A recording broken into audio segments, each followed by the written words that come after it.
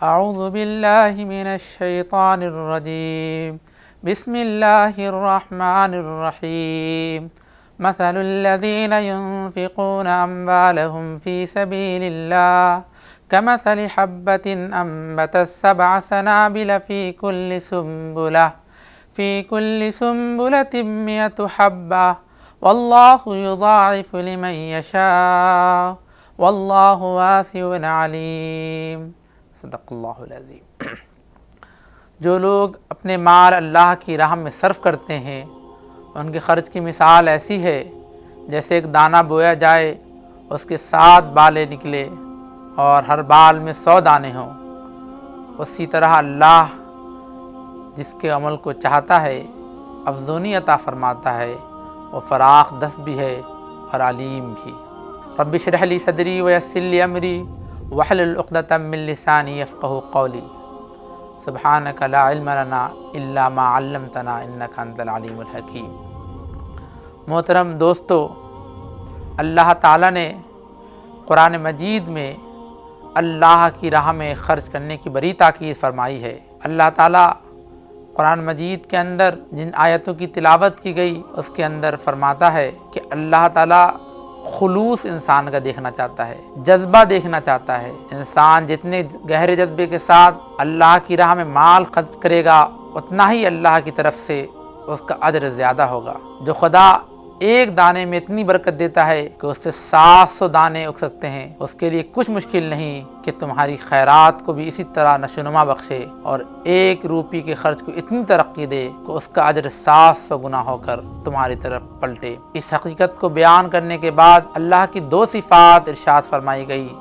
ایک یہ کہ وہ فراخ دست ہے، اس کا ہاتھ تنگ نہیں ہے کہ تمہارا عمل فی الواقع جتنی ترقی یا جتنے اجر کا مستحق ہو وہ نہ دے سکے۔ دوسرے یہ کہ وہ علیم ہے، بے خبر نہیں ہے، جو کچھ تم کرتے ہو جس جذبے سے کرتے ہو اس سے وہ ناواقف رہ جائے اور تمہارا اجر مارا جائے۔ یعنی اللہ تعالیٰ فراخ دست ہے، اللہ تعالیٰ بے انتہا تجھے دیتا ہے۔ اللہ انسان کو بے انتہا چاہتا ہے۔ جو اللہ کی راہ میں 1 دانہ خرچ کرتے ہیں تو اللہ تعالیٰ 100 دانے بڑھا کے دیتا ہے۔ یعنی انسان صرف 1 روپیہ خرچ کرے، 1 آنا خرچ کرے، اللہ اس کے جذبے کو دیکھنا چاہتا ہے، اس کے خلوص کو دیکھنا چاہتا ہے۔ اللہ کی راہ میں خرچ کرنے میں انسان کے مال کی تعداد نہیں دیکھی جاتی کہ وہ انسان کروڑ پتی ہے، وہ ارب پتی ہے، وہ انسان بڑا بزنس مین ہے، وہ انسان بڑی دولت رکھتا ہے، بلکہ اللہ تعالیٰ دیکھتا ہے کہ اس شخص کے اندر خرچ کرنے میں کتنا خلوص ہے۔ ایک شخص بہت مال خرچ کرے مگر نیت صاف نہ ہو، نیت درست نہ ہو، خلوص دل نہ ہو، جذبہ نہ ہو تو اس کا پورا مال اللہ کے نزدیک کوئی اجر نہیں پائے گا۔ مگر ایک شخص بہت کم قیمت کی چیز اللہ کی راہ میں خرچ کرتا ہے، صرف 1 روپیہ دیتا ہے، صرف 1 آنا دیتا ہے، بلکہ 1 دانہ چاول بھی دیتا ہے مگر پورے خلوص کے ساتھ دیتا ہے، جذبے کے ساتھ دیتا ہے، تو اللہ تعالیٰ اس کی اجر میں ترقی عطا فرماتا ہے، کیونکہ وہ اللہ فراخ دست ہے، وہ بے انتہا دینے والا ہے۔ اللہ مومن کے اعمال کو جب پسند کرتا ہے تو اللہ تعالیٰ وعدہ کرتا ہے قرآن مجید میں کہ مومن کو اللہ اس کے بدلے میں جنت دے گا، اب وہ جنتیں جس کے نیچے نہریں بہتی ہوں گی، جو اس کے نیچے جنت میں دودھ ہوں گے اتنے میٹھے، شہد سے بھی زیادہ میٹھے جو اس کی نہر ہوں گی۔ یہ بڑی بڑی قرآن مجید میں مختلف آیاتوں میں تذکرہ ہے۔ اللہ تعالیٰ یہ بھی چاہتا ہے انسانوں سے کہ اللہ نے جو تم کو مال دیا ہے وہ مال سے محبت انسان کی فطرت میں ہے۔ وَآتَ الْمَالَ عَلَىٰ حُبِّهِ، مال کی محبت کے باوجود یہ جو مال اللہ نے دیا ہے اس کو خرچ کرنے کی تاکید کی گئی۔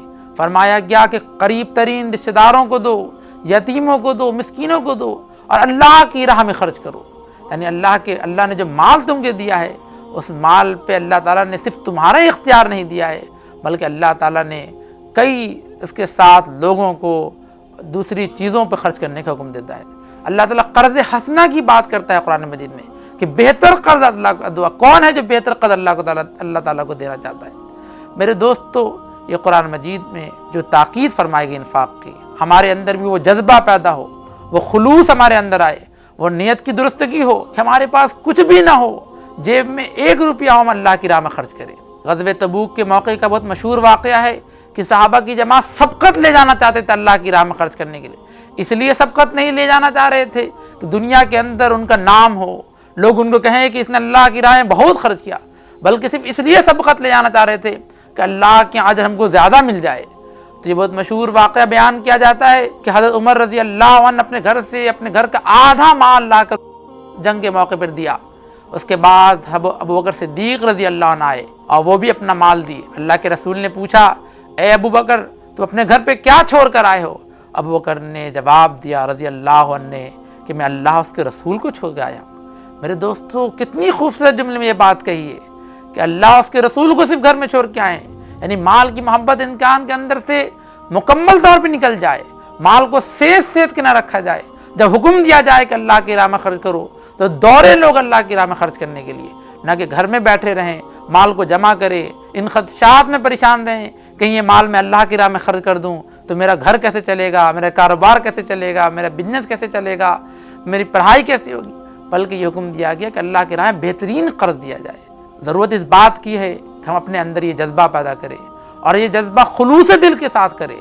نیت صرف یہ ہو کہ اس کا اجر دنیا میں نہیں ملے گا بلکہ اس کا بدلہ اللہ تعالیٰ دے گا۔ اللہ تعالیٰ ہمارے خرچ کرنے کو قبول فرمائے، انفاق کا جذبہ پیدا کرے اور اللہ کی راہ میں خوب خرچ کرنے کی توفیق عطا فرمائے۔ آمین۔ وآخر دعوانا الحمد للہ رب العالمین۔